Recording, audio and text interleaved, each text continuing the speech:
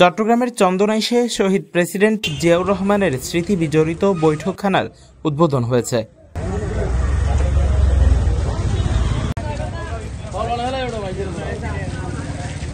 শুক্রবার ৩রা সেপ্টেম্বর জুমার নামাজের পর নবনির্মিত বৈঠকখানা আনুষ্ঠানিকভাবে উদ্বোধন করেন চট্টগ্রাম সিটি কর্পোরেশনের মেয়র ডাক্তার শাহাদাত হোসেন।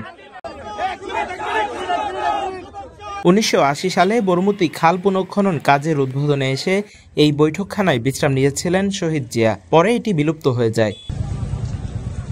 দীর্ঘ সময় পর চট্টগ্রাম দক্ষিণ জেলা বিএনপির সদস্য ইফতেখার হোসেনের উদ্যোগে এবং সিটি মেয়র ডাক্তার শাহাদাত হোসেনের অর্থায়নে নতুনভাবে নির্মিত হয়েছে দৃষ্টিনন্দন বৈঠকখানা। আমরা দেখেছি কালের বিবর্তনে এই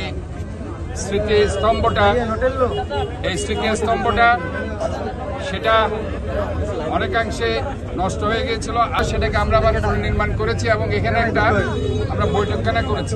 এ সময় উপস্থিত ছিলেন চট্টগ্রাম দক্ষিণ জেলা বিএনপির আহ্বায়ক মোহাম্মদ ইদ্রিস মিয়া, জেলা বিএনপির সদস্য ইফতেখার হোসেন, চট্টগ্রাম দক্ষিণ জেলা স্বেচ্ছাসেবক দলের আহ্বায়ক মঞ্জুর আলম তালুকদার, জেলা বিএনপির সদস্য জসিম উদ্দিন, সিআইপি হেলাল উদ্দিন, সাবেক বিচারপতি আব্দুল সালাম মামুন, উপজেলা বিএনপির সাবেক সাধারণ সম্পাদক সিরাজুল ইসলাম সওদাগর, আরাফাত রহমান কোকো স্মৃতি সংসদ কেন্দ্রীয় কমিটির সাধারণ সম্পাদক ও চট্টগ্রাম ১৪ আসনে বিএনপির মনোনয়ন প্রত্যাশী শফিকুল ইসলাম রাহি, চন্দনাইশ পৌরসভা যুবদল আহ্বায়ক মোহাম্মদ আজম খান, উপজেলা যুবদলের সাবেক যুগ্ম আহ্বায়ক সেলিম আল দিন সহ উপজেলা ও পৌরসভা বিএনপি এবং অঙ্গ সংগঠনের নেতৃবৃন্দ।